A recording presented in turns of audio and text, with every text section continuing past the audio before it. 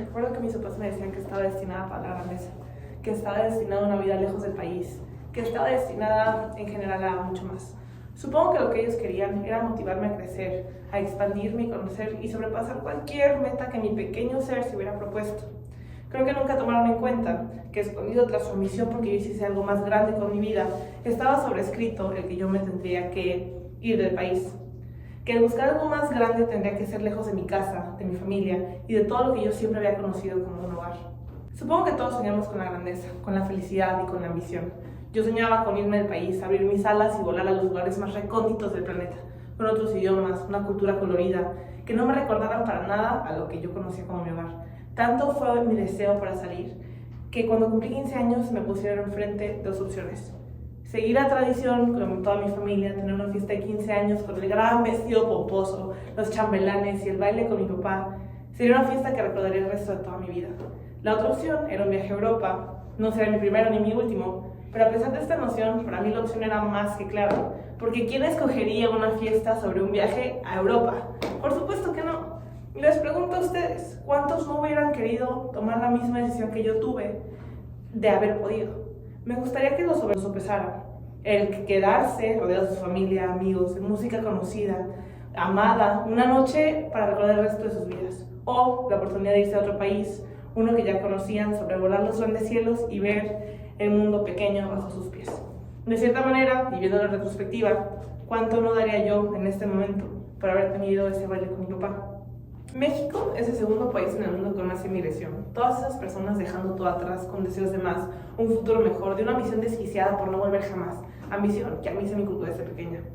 Crecí rodeada de bastantes privilegios, una burbuja que en ocasiones me impedía ver a mi alrededor y apreciar la afortunada que soy de haber nacido en una familia con un nivel económico estable, en un país que sí tercermundista, me abrazaba con todos sus colores. Crecí rodeada con ánimos para salir del país, más no la necesidad de hacerlo, rodeada de vitores por irme y reproches por regresar. Porque merezco más. Para mi pensar, ¿por qué esto? México no puede ser más. A los 17 años, mi primo se fue a Bélgica. Él tuvo la oportunidad de cumplir su sueño antes que yo, sueño del que hablábamos cada vez que la familia se reunía alrededor de una rosca de reyes o del pan de muerto que hacía mi abuelita. Hablábamos de irnos, de dejar todo atrás, mientras estábamos rodeados de las personas que más nos querían, comiendo la comida que nos había hecho crecer y que tontamente deseábamos no volver a probar nunca.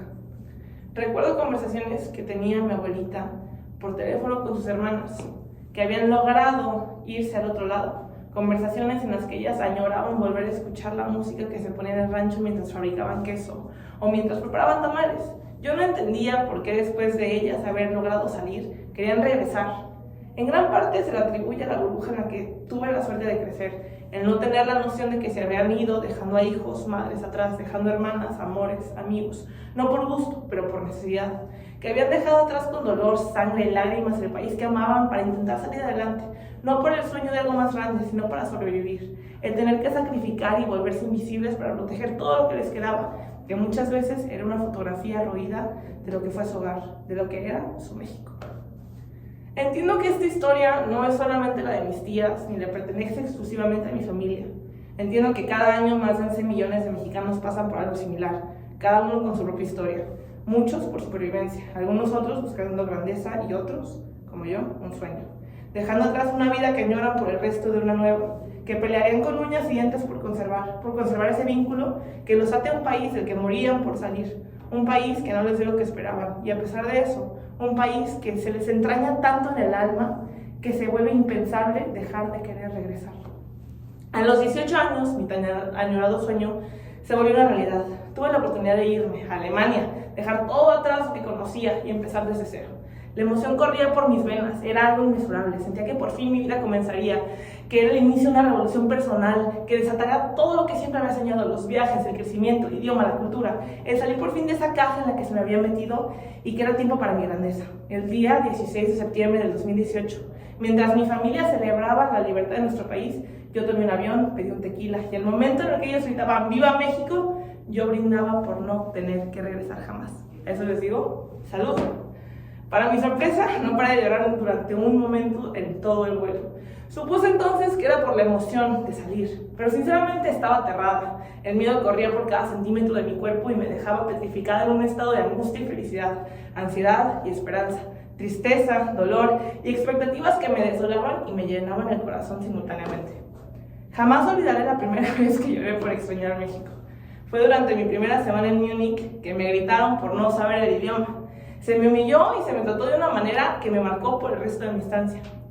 Intenté pedir un sándwich en una tienda del metro y las palabras que salieron de mi boca al intentar hablar el idioma, que en aquel momento me parecían gritos y carrasperas, parecieron ofender a la persona que me estaba atendiendo. Y sinceramente yo nada más quería pedir un sándwich. Al ver la reacción del vendedor, intenté hablar en inglés, dije, "Could I please have a sandwich?", cosa que solo lo enfureció más. Yo me puedo imaginar que empezó a gritarme en palabras altisonantes porque otra vez yo no entendía lo que me estaba diciendo. Para rematar, me dijo, "Can I please have a sandwich?", y continuó aventándome el sándwich en la cara. Ese día no pude dejar de llorar. Recordé a mi país, recordé el amor con el que se trata todo extranjero, recordé la paciencia y el gusto con el que recibimos a todos, el calor, el cariño. Ese día extrañé un abrazo de mi madre, extrañé las gorditas de azúcar que me hacía mi abuela y los quequis que le robaba a mi tía cuando ella no estaba viendo. Recordé el stand de frutas afuera del hospital donde trabajaba mi mamá y los chocolates que mi papá contaba en el refrigerador. Extrañé las idas a la playa con mi abuelo y escuchar a mis perros ladrar antes de dormir. Mientras crecía, no comprendía por completo el concepto de la discriminación. Supongo que se debe a la cantidad de privilegios con los que crecí. Por esta razón no comprendía el por qué andar por la calle y hablar en español con mi mamá por teléfono. Las personas me miraban extraño. No entendía por qué mis intentos de por hablar su idioma eran acallados por gestos de exasperación y respuestas irritadas en inglés. No comprendía por qué la razón por estar con mis amigas mexicanas, ecuatorianas y peruanas de tez morena y ojos ámbar, los adultos nos gritaban que nos regresáramos a nuestro país. No comprendía por qué ellos pensaban que no pertenecíamos o que no teníamos el derecho de estar ahí. La perspectiva que tiene el mundo de los mexicanos es que somos un pueblo grande, desorganizado, sin modales, sin dinero, repleto de corrupción, y supongo que para ellos era impensable que una mexicana, yo, pudiera irme a explorar el mundo y conocer otras culturas, y que era impensable que pudiera aspirar a más. Una de las interacciones que más me sorprendió fue el momento de platicar con un chico neozelandés, que quedó anonadado con la idea de que yo fuese mexicana y que para él era impensable que existiese una mexicana blanca, alta, que hablase inglés y que estuviese viviendo en Alemania por otro medio que no fuese el narcotráfico. Inclusive me preguntó si estaba segura de que mi papá no era un narco o si era adoptada, porque era imposible que yo fuese blanca y hablase inglés, que debía haber nacido en Estados Unidos, porque los mexicanos no eran así. Me preguntó inclusive si los mexicanos íbamos en burro, usábamos sombreros, a lo que yo le respondí sí, y los holandeses usan todos zapatos de madera. Supongo que es un sentimiento similar al que sentían mis tías al hablar con mi abuelita. El sentir que uno no encaja y querer regresar al abrazo del chocolate abuelita en una noche fría de diciembre, los tacos de barbacoa en la mañana de un domingo.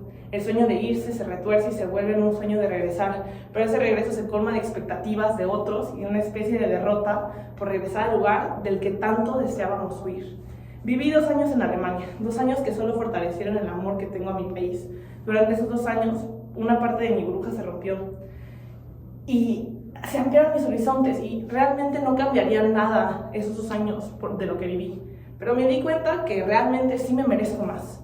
Pero no porque mi país sea menos, me merezco más, como todos, romper mis metas, expectativas, horizontes y lograr lo que siempre he soñado, pero teniendo en cuenta que de donde vengo es valioso, es suficiente y no existe vergüenza alguna a regresar a un lugar que añoras.